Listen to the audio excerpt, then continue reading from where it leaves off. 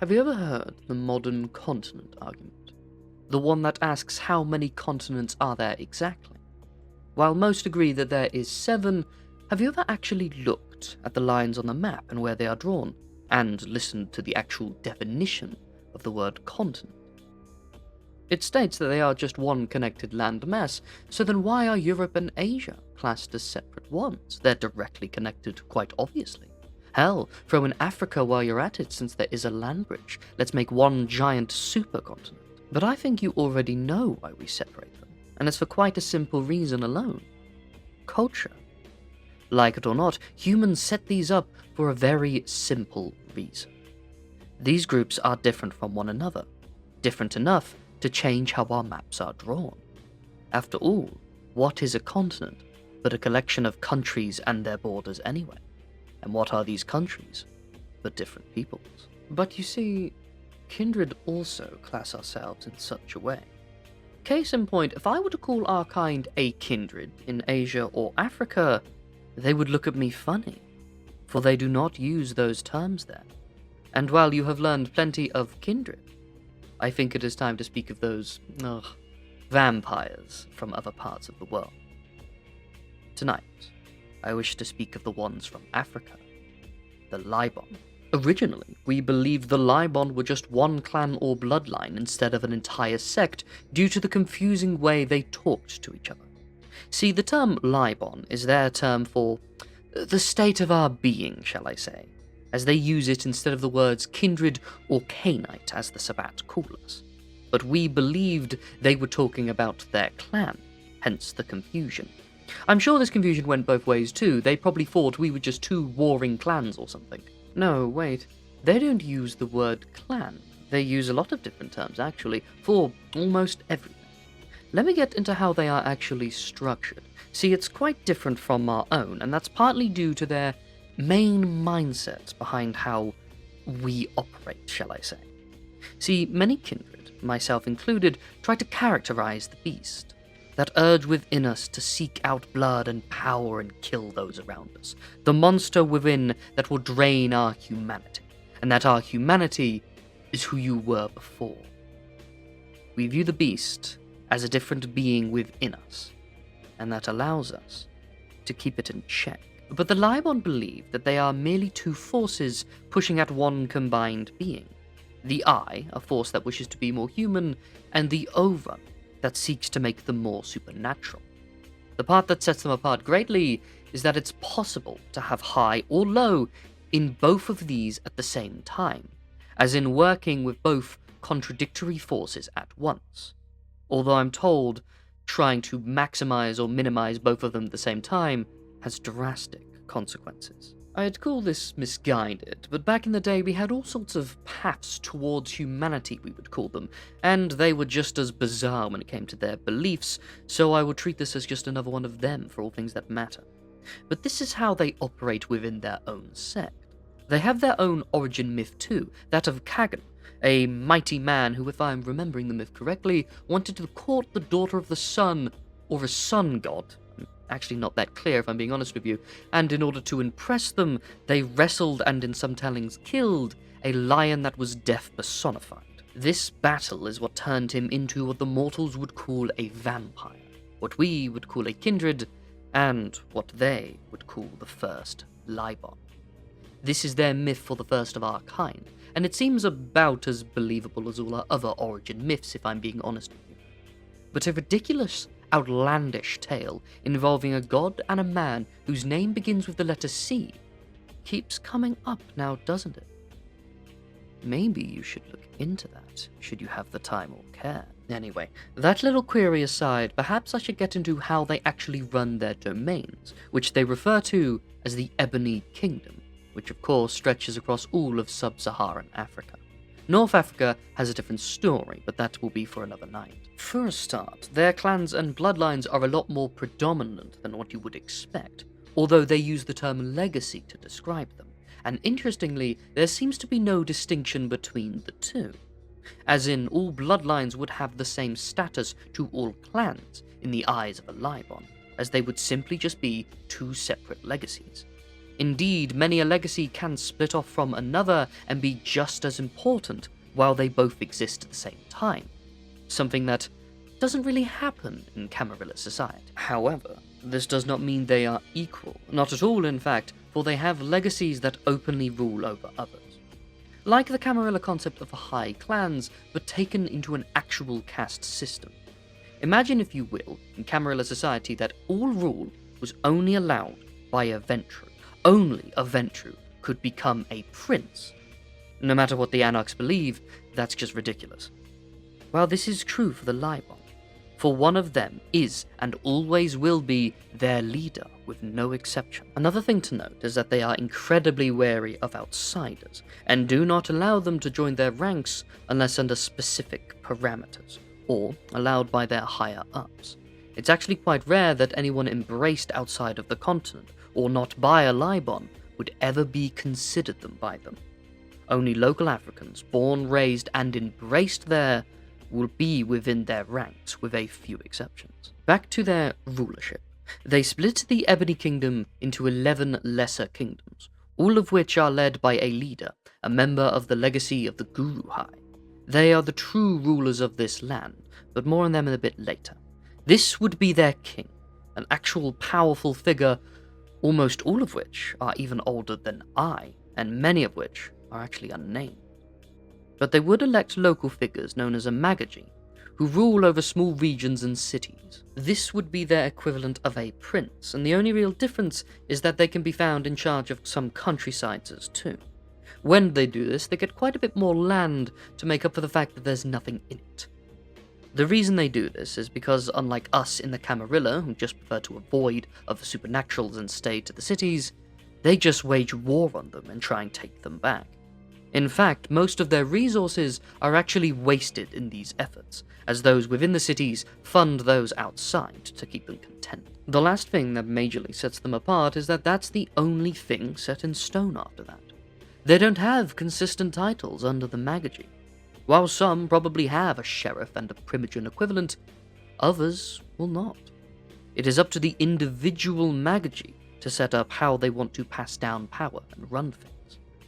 This makes a lot more sense when you remember how much less decentralized Africa is in general. Given how many separate peoples one must manage, it makes sense that they would all have separate rules. The Laibon are no different. But I think it is time to get into the major legacies that make up their society. Because there are so many of them, I will not be able to go into full detail of their history. But fortunately for you, most of them are just offshoots of the clans we know. And so it shall be quite possible for you to pick up a grasp on how they are like. So let us start with their leaders, the Guru High, the self-titled Masters of Africa, brilliant strategists and rulers from noble bloodlines, named after a Gambian god.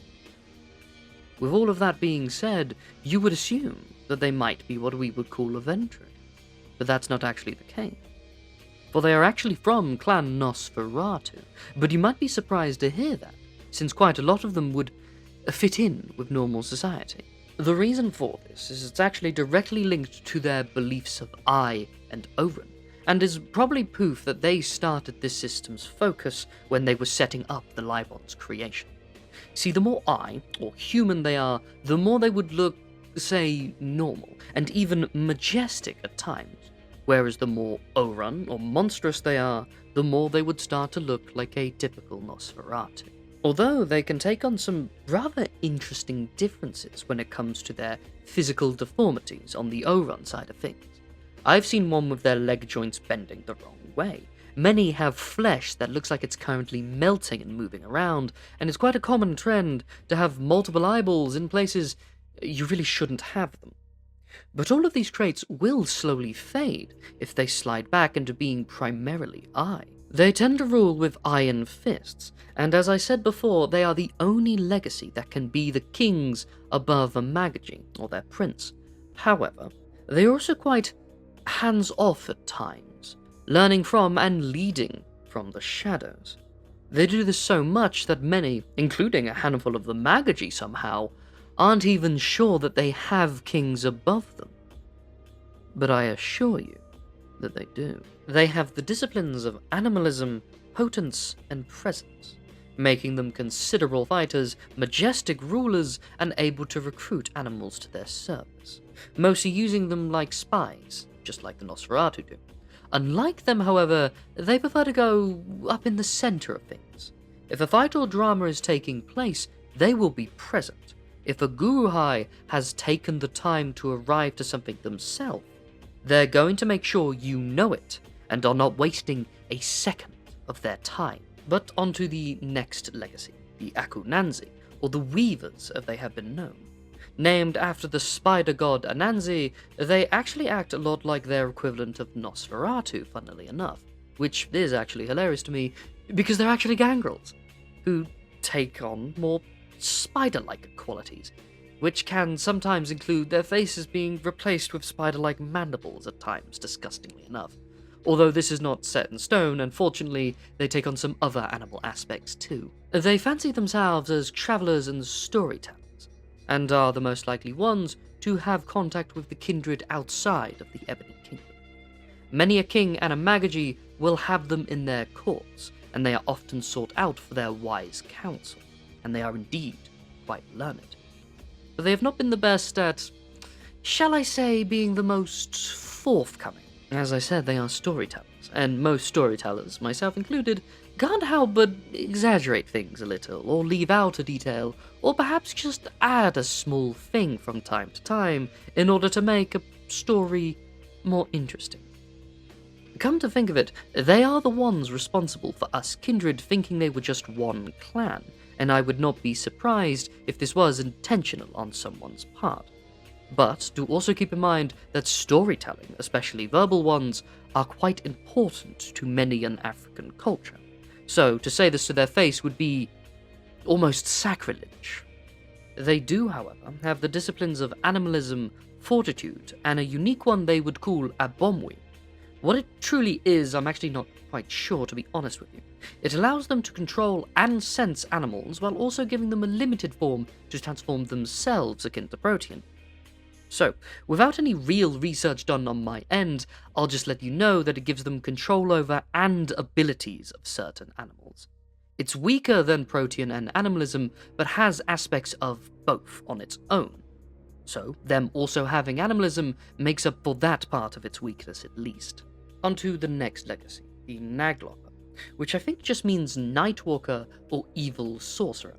A fitting name, as they are what we would call a Zemitsi. And like their parent clan, they are just as horrid, transforming themselves into monsters, stalking the night, looking for victims to torture and transform, all of that good stuff. They even have their own form of a wall ghoul, which is something like a Assam Bonsam, or another African name I can never remember. They have a strange fascination with legs, actually. Not just their own, but their victims as well. They often give themselves a change to their legs. They make spider wands, or bend them backwards, or just turn them into hooks or tentacles or something of that nature. They too are tied deeply to their homelands, but unlike the Zemitsi, who just need some knickknacks or a bag of dirt from their homeland, they function a little bit differently and don't need something from there, but what they need to do is bury themselves underground in dirt at day. Unlike most of the legacies, the Naglopper fully side with one of the forces they believe in, the Ovum, as you would imagine. To be human is a weakness and all that, as you would expect. They really are like what you would imagine in most regards, but they are a lot less domineering. They care little to rule over those that they control. They're less lords in their towns and castles and more beasts in the jungle. They have the disciplines of animalism, auspex, and vicissitude. The thing that makes this interesting, I think, is their lack of dominate, something that's the core kit of the Zemitsi. This means that their war ghouls are not fully under their control, and have to be manipulated like normal. The most common tactic is the promise to turn them back if they do some horrid task, but you and I both know that's never going to happen, is it? The next legacy is the Ishtari, who are named after the Babylonian goddess, of course, which is interesting because they were not originally natives to Africa, and by extension weren't originally Laibon, but kindred. They were eventually, however, accepted into their way of things. It just took a very long time. But since they started to do this all the way back when, well, I think Babylon was still around, it's no shock that they have been accepted. To the point where some of them don't even know this has happened. I should also mention that they are masters of manipulation, diplomacy, and seduction, so I'm sure that did play a large part in it. Their origin is that of the Toreador, which is not surprising, since some say their antediluvian was called Ishtar to begin with. They keep all of their social butterfly-ness, but in turn lose, shall I say, their artsy flair. They do, however, have a vice, something they must indulge in. Many of them take on physical aspects of what theirs is. For example, one who becomes a glutton for blood will become very visibly fat. One who has a greed for gold will find that their outer layer of skin always has flakes in it. And those who suffer from lust will, to put it bluntly, become a lot more well endowed. They have the disciplines of celerity, fortitude, and presence. And just like the Toreador, many people are surprised to learn that they're actually decent warriors. It's just the Toreador do so from range, whereas the Ishtari are actually known for brandishing weapons into the fray. Some are so confident in their fortitude that they have been known to enter a battle naked to throw off their opponent. Many old African cultures did this, they're just the only one keeping the tradition, shall I say. Next is the legacy of the Kinyonyi. I think their name just means bird in some language, which is upsettingly boring compared to the others. This is given to them because they like to travel a lot. But instead of the Akunanzi, the Kinyonyi are more dirty-handed thugs than the other Laibon. Other than these small interactions, though, they like to be left alone, acting akin to most gangrels in the Camarilla. Which is funny, because they're actually Ravnos. They are not as destructive as the Ravnos, however. They don't need to move around, but they often do much of it anyway. Partly via want, but also sometimes they're told to move along, because they actually cannot help themselves in starting drama. See, whenever they hear a sensitive subject, or are told not to talk about something, it's almost always the first thing they do. I'm told they cannot help themselves, this is something they must do, and I'm very much inclined to actually believe it, because I've seen the face of one of them who was trying their hardest not to say something. I will never forget that look till the day I meet my final death. Oh, confirming their Ravnos connection is the fact that the week of nightmares also affected them, when their antediluvian awoke and caused them all to start killing each other. The Kinyonyi also started to frenzy, but the Laibon were completely unaware of what was happening and why they were doing this. It changed their society quite a lot, quite recently in fact.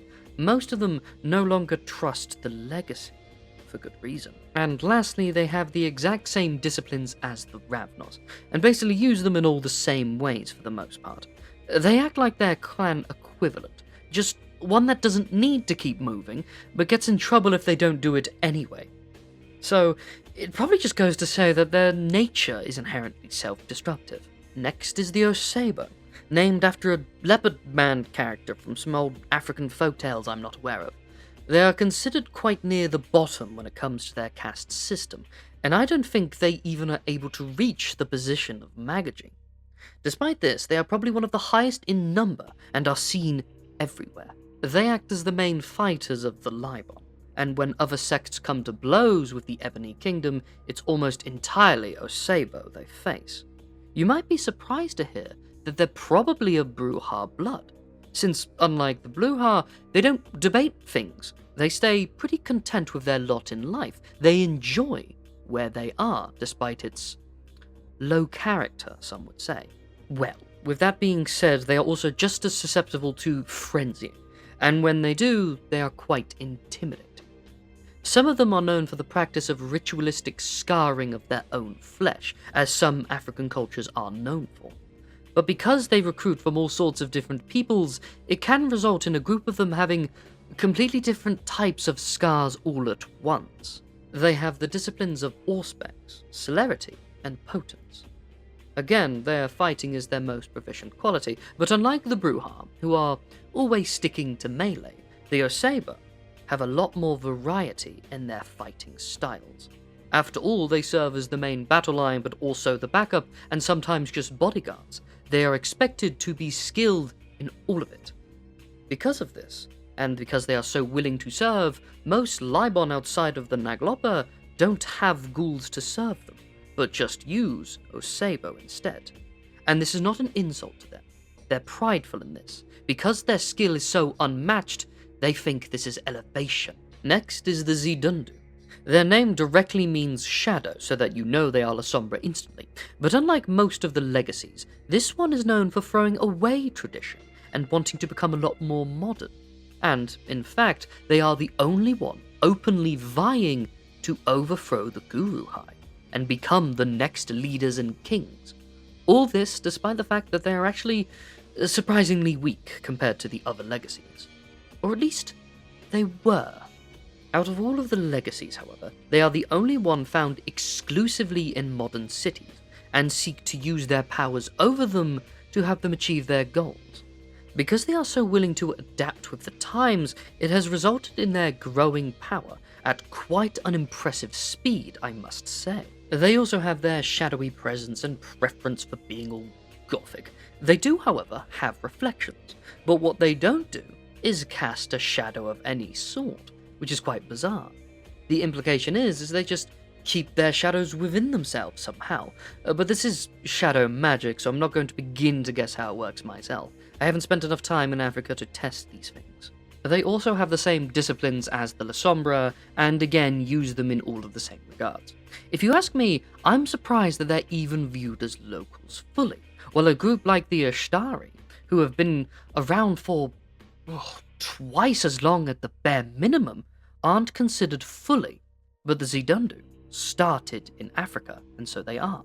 It just goes to show how much differently the Laibon view the gifts of the blood than we at the Camarilla. The last one I shall talk of is the Shango, named after a storm god, and are actually high and mighty and well-respected legacy, only just below the Guru High. The only reason I only mention them now is because they are quite a bit smaller in number, and often work near entirely in the shadows. They have the blood of the Assamites, the Banu Hakim. Actually, I hesitate to say that name, but they would actually refuse to use the term Banu Hakim. Same goes for the Ministry. They always use the old terms because these groups were around and named themselves while those names were still being used. The other Laibon are like this too, by the way, but the Shango lead this hatred for the new names because it's actually their blood they used. Anyway, what makes them so influential is their unique advantage. See, they have the disciplines of celerity, special forms of blood sorcery, and obfuscate. They are the only major legacy with blood sorcery and obfuscate, giving them two giant advantages over those around them. They also act as court mages for this reason, since, while that should be obvious to you, I should hope by now, they also are known to act as judges, and are even called as much by quite a lot of the Laibon. They also have the weakness of being completely addicted to the Vitae. When they start to drink, it's quite hard for them to pull away, and this has resulted in them killing many a mortal they didn't intend to.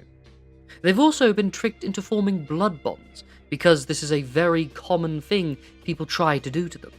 And blood bonding is a very common practice amongst the Laibon, even more so than the Camarilla. That is enough talk of the legacies, since they are as numerous as our clans and bloodlines. Just know that there is a lot more of them, and I could go into greater detail on the ones I have spoken of, but I must leave that for another night. The Laibon of the Ebony Kingdom are strange from my perspective, I must add. They refuse to work with any other sect unless it's under strict parameters. The only one they've allowed in any real form is the Hecata, and that's partly because they tricked their way in anyway. As soon as the Laibon realize this, they'll probably kick them out all the same. They are also a lot more demanding from the mortals under them than even we in the Camarilla or those savages in the Sabbat are. Their way of viewing the beast intrigues me though, and their bodily manifestations of their beliefs gives them some credence. But they still turn into whites like we all do. And in fact, they do it much more than we do, so there's clearly some risks in exploring their beliefs. The truth, as always, is probably somewhere in the middle. But I think there is much we can learn from their perspective, and if I ever find myself back in Africa, I am certainly going to be doing more experiments on it in the future. The problem is their stubborn isolation. They quite rarely let outsiders into their lands, and I have only been allowed into the Ebony Kingdom on a few occasions, and almost all they wanted to talk about was business. The very few pleasures I did get to enjoy there were quite something, however. Believe me when I say, if you are ever given the chance to visit the lands of the Laibon, it is a once-in-a-lifetime experience. Do go, if you are given the chance. Thank you for listening to my tales. I'm the Ashspawn. Feel free to leave a like, comment, or subscribe. It would really mean a lot to me. But, till next we meet, fellow traveller. Have a good day.